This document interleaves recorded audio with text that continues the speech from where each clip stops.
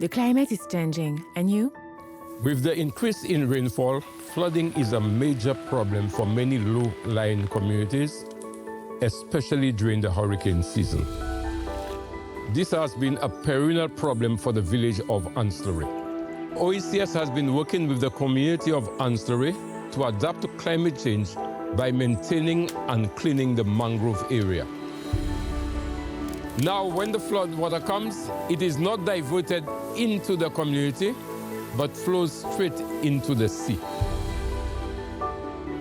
We are working to improve access to the area for locals and visitors to enjoy the flora and fauna and gain a better understanding of the importance of the mangrove to the community.